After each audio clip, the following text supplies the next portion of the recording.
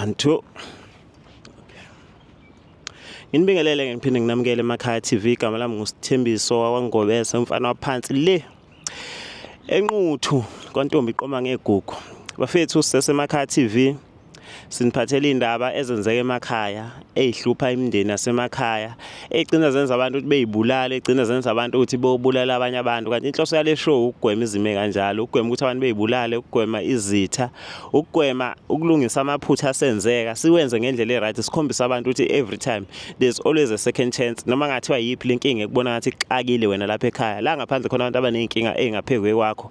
Lenkinga oyixakile mhlawumbe ukuthi idingela imali, khona abantu abaneyinkinga ngisho kuthiwa imali engakanani ngeke isayilungisa, kepha bayaphila nazo. Nawe lapha ekhaya ithemba ungalilahli, ithemba lilahlwa, ungazuvuka uyobulala, ungazuvuka uyibulale wena. Inkinga zonke ziyalungiseka. Nami ngibona ngineyinkinga zami ezingixakekile, nosisi lo ahleze eduze kwami naye uthe akazosixoxela eyakhe inkinga naye simxakile, ngoba ukholele ekuthenini okuhlula amadoda kuyabikwa. Noma usisi ke naye, kanti ke nenjobe enhle iyayithungelwe ebandla. Bafethu ningakhohlwa ukuthi izibhethu sasekhona njalo eMakhaya TV. Niqhubeke njalo nokuklikha ilink le engizoyifaka ngaphansi, nijoyine kwa izibhethu, nifake ipromo code ethi SITHE50. Ngokwenza njalo uzobe usitholela ivoucher yamahala ha ka R50. Le nto ngeke uyithole noma kuphi, akekho umuntu ongavela kuphi ivoucher R50, kodwa izibhethu noSithe bazokwenza okusemthethweni ukuthi akuthola lokho. Uthola ama-spins awu-25, uthola u-150% bonus every time more recharge. Bese uzothi njalo uma kuphela iviki evoucher ubhethile amabhetha akho, uvele uyitholele nje u-15% back. Bafethu izibhet ngizolokhu ngishilo, izibhet is the best. Kodwa-ke asikho namhlanje lapho, soqhubeka sibheje nge-weekend. Ngiphethe usisi la eduze kwami, sisi wami, sikubingelele siphinde sikwamukele eMakhaya TV. Yebo, njani nabalaleli? Mina khona istory engasizwa manje, nami ngithi angizoconfessa ngesami story. Khona istory engasizwa sangithinta somunye usisi owayeshadile, eshade nendoda eseyikhulile nje, nezingane zayo seyikhulile. Usisi lo wagcina selala nengane yendoda yakhe ngoba iyona eyayicishe ibe kwi-age yakhe since umyeni wakhe ubengasamanelisi. Ngiyasikhumbula kakhulu leso story, ngiyacathi wasibona la ekhaya. Yebo. Okay. Ngabe mhlambe sakhe istory siyafana nesikasisi, yikho sakuhlaba umxhwele, noma mhlambe womunye wawomakoti labo usisi ayeganele khona? Sithini sakhe istory? Esami story sithi asiye ngakhona kodwa asifani. Mina angikaze ngiqala ukuchitha, kodwa sengike ngicabange ngoba emshadweni engikuwona angikhululekile. Umkhwenyana wami mudala akanganelisi, kodwa ngisangena emshadweni kwakumnandi because ngaqala ukujola naye nje. Ngangijola naye ezikwakuyiblessa, kwaya la develop uthando. Ayikho into engiyiswele emshadweni wami. Imali ngiyayithola, konke uyangenzela, inkinga nje ukuthi akanganelisi. Angikacabanga ukuchitha, kodwa sometimes zike zibe khona izilingo nami ngifisa ukuthi engathi ngingathola umuntu ozonganelisa kocansini. Enye inkinga engibhekene nayo, abanakwethu bazi ukuthi ngiyathandwa, mina bayangimonazela, bazi ukuthi indoda iyangithanda, babona isikhathi esiningi spenda nami, kanti okwayimina lokho akungikhululi. Angikhululekile mina ngokuthi isikhathi esiningi uspenda nami ngoba ayikho into anganelisa ngayo.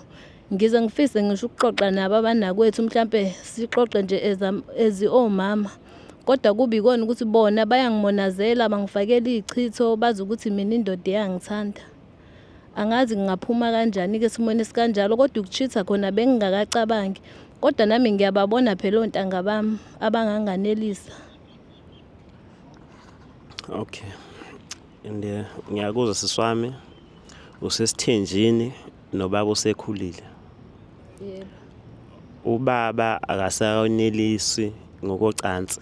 Yebo. Okay. Kuningi nje ke siphume esihlokweni sakho.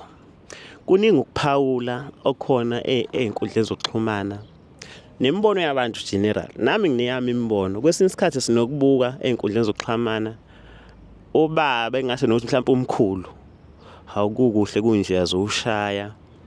Lelincane itshitshi leli elino 1920. Ubaba uleke ko55 to 60 to 70. Angazi ngeke ukujaja, angazi owakho ungakanani.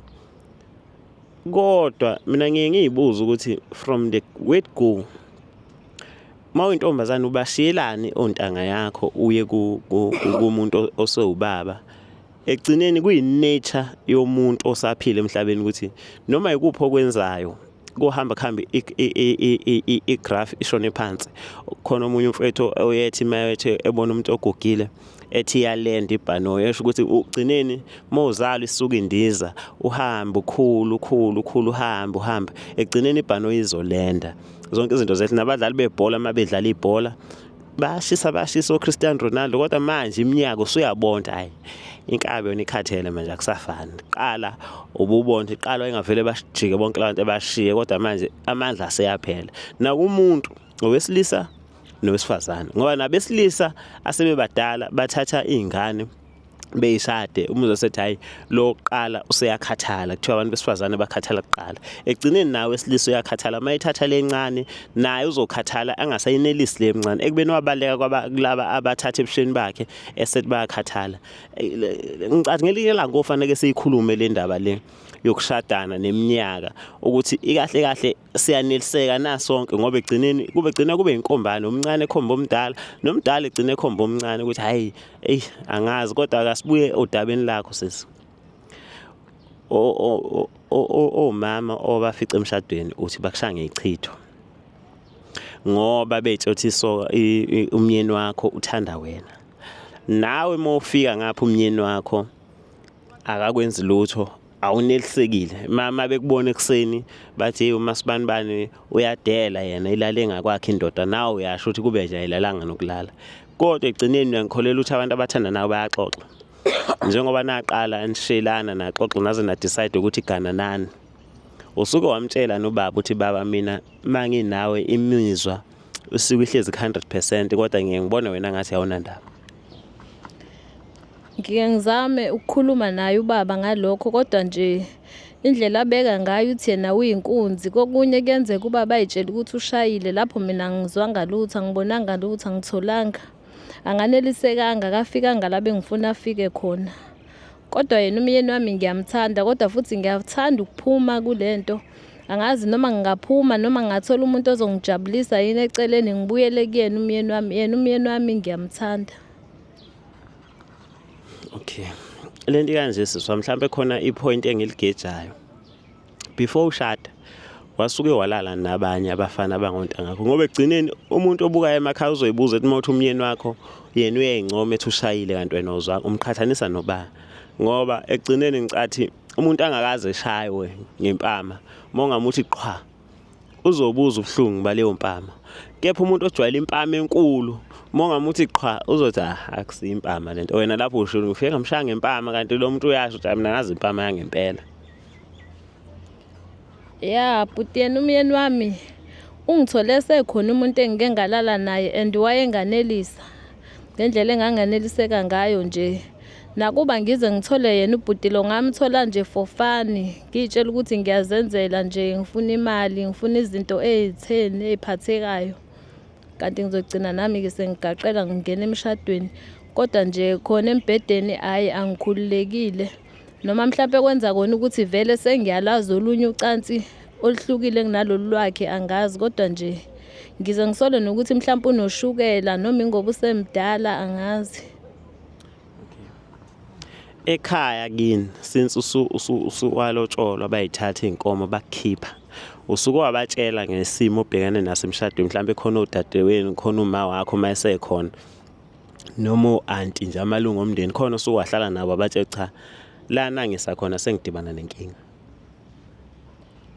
Uthintenyeke indaba ke lapha, indaba ethi ayibe buhlungwana, ngoba noma ngixoxa ekhaya ngisho ngingaxoxa nogogo, ugogo uyangitshela ukuthi umkhwenyana wayikhipha zonke inkomo la ekhaya, waphuma ngebhokisi okuyisayini ukuthi uyoze ungcwatshwe lapho la uya khona. Ibhokisi lakho awuhlukani nalo, njengoba ibhokisi lakho selisemzini ila uyongcwatshwa khona. Eyasekhaya nje abayikhulume yokuthi ngibuye, bazi ukuthi umuntu mesehambile nje usehambile, useyofela khona lapho. Baze bangitshele nangeziyalo ukuthi uyazikhumbula neziyalo wayalwa ngazo mhla uphuma la ekhaya, ukuthi awusabuye emendweni uyobekezela kunaleyo ngcindezi. Bekezela, kuyabekezela. cha seswami mina ngiyafisa ngabe ngiyafisa ngabe ngiyakubonisa kodwa angashadelwa. Kanti futhi nje mina mangakubonisa mhlawumbe ngizokubonisa ngale minyaka yethu ngoba ngiyabo sicishe silingana. Ukuthi ngicathi ayikho kwi-level yokubonisa umuntu oshadile and njengoba usho ukuthi kini bathi babakuyala iyala bakuleyala ngazo ngicathi ziqine ukudlula lezi mina engaqhamuka kimi nami nje ngiyimi ngisadinga ukuyalwa makuza kwezothando. Kepha ababukeli bala ekhaya bakhona abadala mina nginokudibana nezimpunga endala impunga ezazi isintu zingibonisa ukuthi kuleya video mfana wabheda kwakufanele uyithathe ngalendlela ngoba umncane bengibonise nami ngibona ukuthi okuningi angakwazi nami nje ngoba ngila ngimuntu ohleze elindele ukulungiswa amaphutha ngiwenza each and every time ngikhuluma yabo. Kepha abantu ababuka la ekhaya ngicathi i-way forward soyithatha kubo kodwa sozama nathi ukuthi khona indawo la kukhanselishwa khona abantu abashadile zesingisi sokusa ngoba ezinye sisebenzisana nazo zathi azinankinga singabaletha abantu. Kepha ngicathi imbono ebalekile neyangempela soyithola kubabukeli bazositshela ungqo ngoba egcineni into engichaza ababukeli abakwazi yabo ngeke bekutshela into ngoba bekufufisa ukuthi hayi vele simfaka ehlathini lwakawo gaxela zocela ukuthi yibo sebezosigayida yibo abazosivulela indlela uthi sizongithengithemba ngoba uthi uzophuma kule nkinga egcineni ziningi izinto engenzeka kuningi okusengenzeka egcineni ujabule ngoba egcineni uyamthanda umyeni wakho kodwa egcineni ukuthi nawe uyakhala uthi njengomuntu wesifazane osemusha igazi lakho lisashisa and lika baba ngathi seliyabanda. Cha usizo olithola sizosisi wami. Ngiyabonga kakhulu nakubalaleli ekhaya ngiyacela bandla izeluleko ngizohlala nje ngilalele ngibeke indlebe ngibonge nakubhudi ngesupport. Ngithembe ngizosizakala usizo yilona engilidingayo. Sabonga kakhulu mbukeli lapha emakhaya ngicela siligoqe lolu hlelo. Kepha ngisacela ukuthi babukeli kuma comment siyikhulume le ndaba le yeminyaka nemshado. Nje yenzeka kakhulu eSouth Africa and kuningi ukuhlukumezeka kuningi nje angifuni ukukhuluma kakhulu ngicathi sizokukhuluma mase sikhuluma ngakho ngqo kodwa ngiyafisa ukuthi ngelinye ilanga siyikhulume indaba yemshado neminyaka. Ngiyabonga.